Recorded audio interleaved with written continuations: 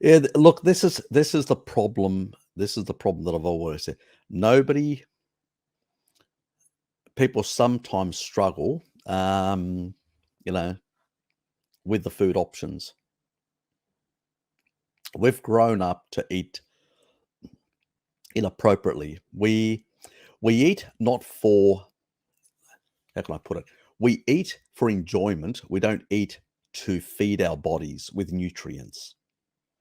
See, tribal people try to maximize the nutrients they can get because they don't know when they're going to have another feed again. So they're trying to get nutrients in. So they'll eat plenty of meat, because they may go without food for, or just get a small animal and have very little, a bit of meat here and there amongst themselves and be undernourished for 2 days until they can hit a bigger animal again. And so when you're in that sort of food environment, it's a very, your food intake is like that, up and down, all over the place. We live in a food environment where you just have to walk into a supermarket, everything's there. And, when you're having meat, beef, and eggs every day, and you see another guy having a bit of chips and a bit of this and a bit of that and chocolate and ice cream and whatever, you're in a food environment that is so toxic that it's really hard to stay consistent, you know? But the problem is that most of these foods are not only, um, forget about the Randall cycle at this stage. Yes, the Randall cycle can be activated when you add sugar and fat and all that.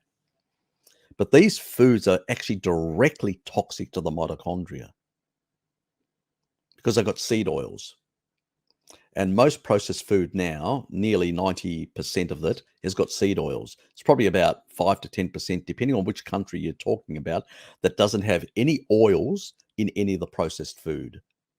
And when you have that level, and remember, the safe zone for deuterium is 130 parts per million.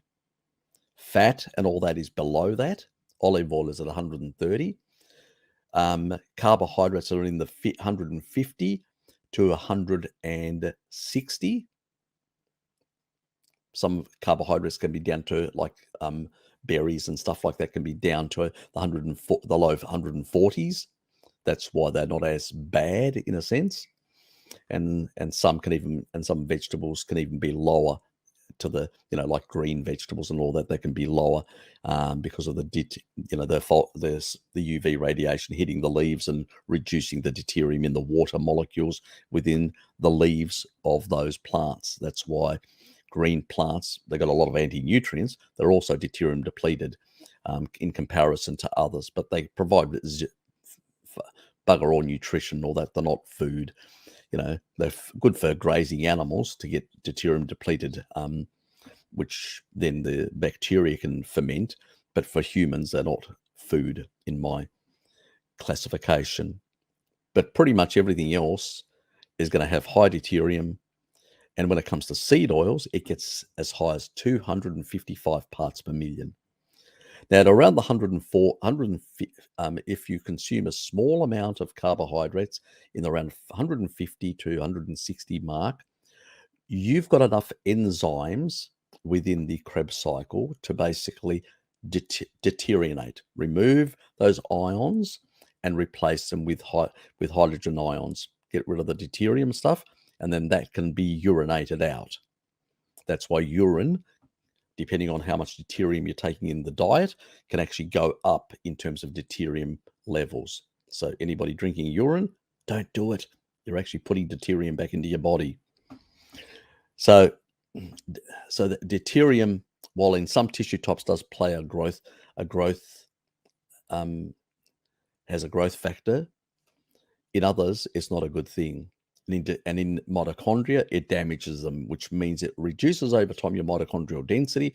Reducing your mitochondrial density will mean that you will become weaker and weaker with less energy as you grow older and become more frailer, and you will die younger. Simple as that. Now, the deuterium content of seed oils is 255 parts per million. It's too high, and especially with most Westerners that are consuming anywhere between 30 to 40% of their energy intake is coming from these oils in processed food primarily. You're doing a lot of damage to your cellular, um, uh, you know, sort of structures throughout your body, and there's no amount of capacity for the body to deplete. So you will cause a lot of mitochondrial damage. That's why I say seed oils are the worst. Processed food is full of seed oils, you know. And the problem is a lot of people go, oh, complain about this. I don't want this and all that. Well, they'll end up going for fried food in seed oils in most countries, unless you're in Southeast Asia where there may be some coconut use or palm oil, which is less problematic. But if they're refined versions, especially of palm oil, they're the lipids, there you'll have, when they're refined oils, the deuterium level goes up. So even those oils are problematic. But if the tropical oils are organic, or in particular, if they are basically non-refined, so extra virgin, cold pressed, or stuff like that, those oils are less problematic. Those tropical oils, but once they get refined, you do get a more deuterium in them. And most of the oils used, even when they use palm oil, it primarily is refined for stability. So that's a problem. So pretty much the whole food supply, anything coming out of a factory that's in a box, you can consider a high deuterium food that will damage your mitochondria. The problem is a lot of people, they incorporate too much of these, what I call treats. So they go and get the Atkins treat bar, which has got palm oil and stuff like that and oils in there.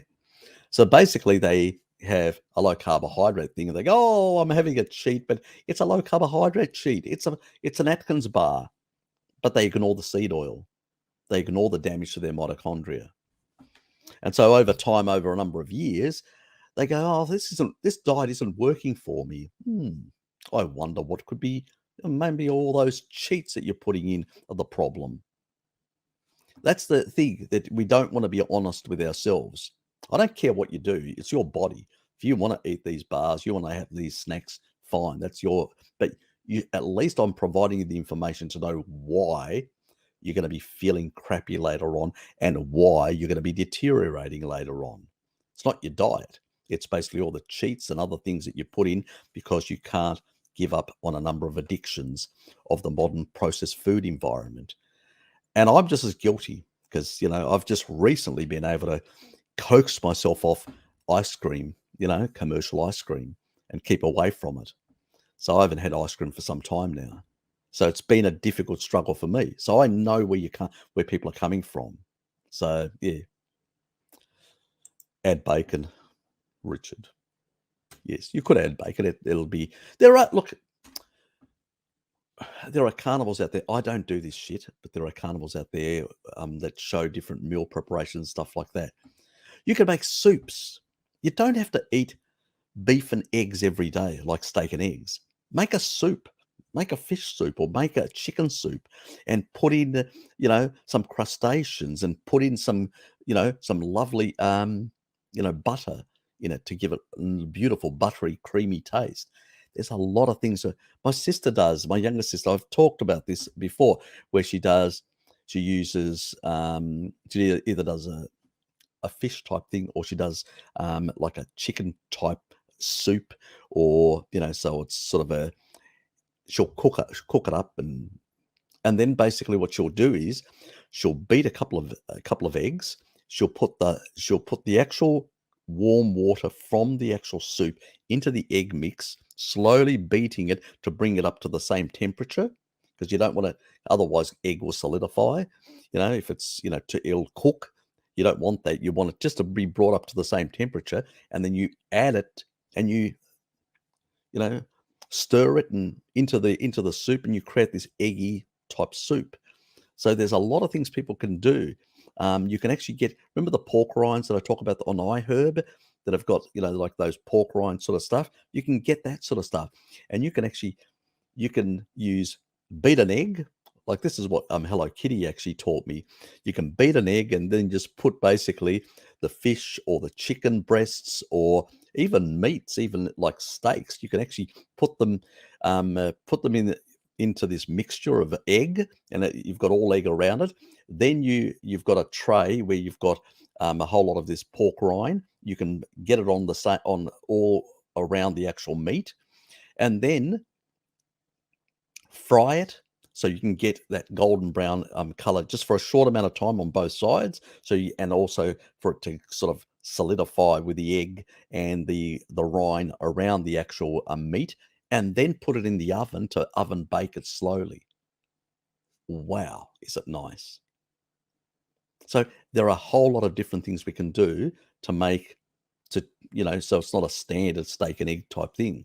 If you want variety, I enjoy variety. So to do a lot of different combinations, I'll basically do omelets. I'll beat a whole lot of eggs, put it in. I'll throw in, I'll cook up, for instance, small little like squares of bacon, and then I'll also grate a whole lot of cheese, and I will basically in combine this really fine grated cheese together with the actual bacon, and actually you make this bacon parmesan type omelet.